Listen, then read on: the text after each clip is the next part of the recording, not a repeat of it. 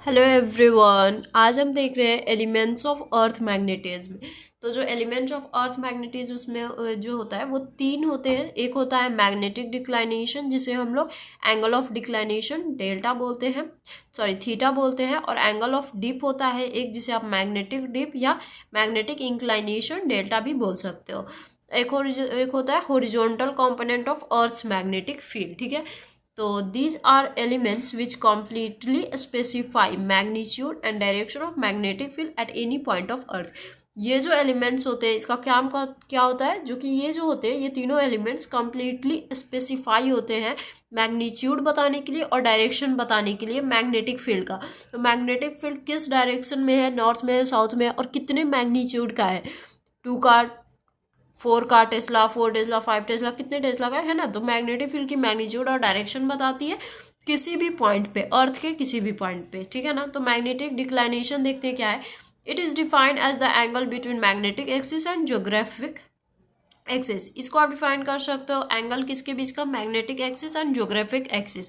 और अगर आपको magnetic axis and geographic axis नहीं पता है ये क्या है, तो पिछली वीडियोस में मैंने पढ़ाया है, वो आप टॉपिक देख लेना, फिर आपको ये अच्छे से समझ आएगी कि magnetic axis and geographic axis क्या होता है। इसमें हम बस ये नहीं देखेंगे कि मैग्नेटिक एक्सिस और ज्योग्राफिक एक्सिस क्या होता है, सिर्फ हम देख रहे हैं मैग्नेटिक डिक्लाइनेशन का डेफिनेशन, जिसे हम बोलते हैं कि वो मैग्नेटिक एक्सिस और ज्योग्राफिक एक्सिस के बीच का एंगल होता है।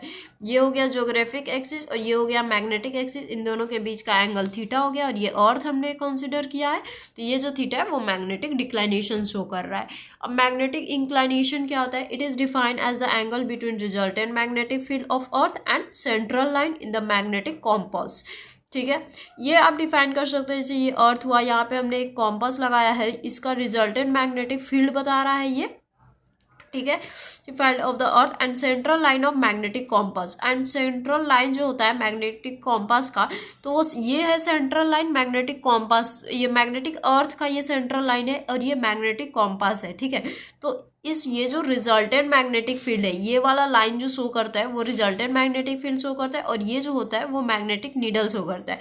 तो ये मैग्नेटिक जो रिजल्टेंट मैग्नेटिक फील्ड के साथ ये जो सेंट्रल लाइन के साथ जो एंगल होगा उसे हम इंक्लाइनेशन बोलते हैं। देख रहे हो यहाँ पे ये, तो ये हो गया रिजल्टेंट और ये सेंट्रल लाइन, उसके साथ का एंगल को हम इंक्लाइनेशन बोलते हैं। वही लिखा है, इसे डिफाइन कर सकते हो angle between resultant magnetic field, ये हो गया रिजल्टेंट मैग्नेटिक फील्ड अर्थ का, और central line in the magnetic compass. तो और ये सेंट्रल लाइन हो गया मैग्नेटिक कॉम्पास का। And magnetic poles of earth of angle of dip is 90 degree. Magnetic pole पे 90 डिग्री एंगल होता है। ठीक है, एंगल ऑफ डीप का।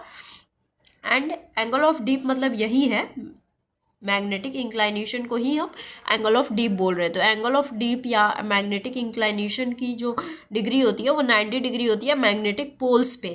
ठीक है, और मैग्नेटिक इक्वेटर पे जो होता है वो 0 डिग्री होता है। ठीक है, और हॉरिजॉन्टल कंपोनेंट क्या होता है, it is defined as the component of resultant magnetic field in horizontal direction. इसे आप डिफाइन कर सकते हो, जो कंपोनेंट होता है रिजल्टेंट मैग्नेटिक फील्ड का, ये रिजल्टेंट मैग्नेटिक फील्ड था, वो यहाँ पे हम बना लिए, ये रिजल्टेंट मैग्नेटिक फील्ड, ये आर वेक्टर आप देख रहे हो, ये रिजल्टेंट मैग्नेटिक फील्ड है। इसे समझो इस वाले फिगर में इन हॉरिजॉन्टल डायरेक्शन और हॉरिजॉन्टल डायरेक्शन। और यहाँ पे ये जो था सेंट्रल लाइन के साथ मैग्नेटिक फील्ड, जो रिजल्टेंट मैग्नेटिक फील्ड का जो डायरेक्शन था वो क्या था, वो उसके बीच का एंगल क्या था, मैग्नेटिक इंक्लाइनेशन था, ये रिजल्टेंट के बीच का, और ये सेंट्रल लाइन के बीच का एंगल हो गया क्या, इंक्लाइनेशन का। और हॉरिजॉन्टल कंपोनेंट जो बोलता है वो हो रहा है कि जो रिजल्टेंट मैग्नेटिक फील्ड है ये आर वेक्टर, उसके हॉरिजॉन्टल डायरेक्शन में, तो इसके हॉरिजॉन्टल डायरेक्शन यही हुआ है ना, ये हॉरिजॉन्टल डायरेक्शन हुआ, ऐसे ये हॉरिजॉन्टल डायरेक्शन हुआ। तो और ये डिवाइड किस में होगा, 2 कंपोनेंट में डिवाइड होता है। तो यहाँ पे हमने 2 कंपोनेंट में से डिवाइड किया, तो हॉरिजॉन्टल में कॉस आया और यहाँ पे वर्टिकल में साइन आया। ठीक है ना। तो यहाँ पे देखो, at poles of earth the horizontal component of earth magnetic field 0। Poles पे अर्थ के हॉरिजॉन्टल कंपोनेंट में अर्थ का मैग्नेटिक फील्ड जो होता है वो 0 होता है। तो यहाँ पे एच जो हॉरिजॉन्टल कंपोनेंट आया था वो आर कॉस थीटा आया था, और vertical component R sine theta आया था। अब एक बार हमें डिवाइड करना है और स्क्वायर करके ऐड करनी है। ठीक है, तो यहाँ पे डिवाइड करोगे वी बाई एच, तो आर आर कट जाएगा, साइन बाई कॉस टैन आएगा। ठीक है, और यहाँ पे अगर डेल्टा निकालते हो इन एंगल ऑफ डिप, तो tan inverse V by H से हम एंगल ऑफ डिप निकाल सकते हो, और स्क्वायर करके ऐड कीजिए, तो यहाँ पे एच का स्क्वायर कितना हो जाएगा, यहाँ पे ये h का स्क्वायर कर दिए, इतना v का स्क्वायर कर दिया। अब इन दोनों को ऐड करेंगे, इतना आया h स्क्वायर v स्क्वायर, यहाँ पे कॉमन ले लिए r स्क्वायर को, तो साइन स्क्वायर कॉस और कॉस स्क्वायर 1 हो गया। तो यहाँ पे से r निकालोगे तो ये root under h square plus v square. यहाँ से आप रिजल्टेंट निकाल सकते हो और यहाँ से एंगल ऑफ डीप निकाल सकते हो। तो आई होप आपको ये टॉपिक समझ आई होगी। सो नेक्स्ट वीडियो में मिलते हैं, एक न्यूट्रल पॉइंट है उसे समझेंगे। सो मिलते हैं आज नेक्स्ट वीडियो के साथ, बाय।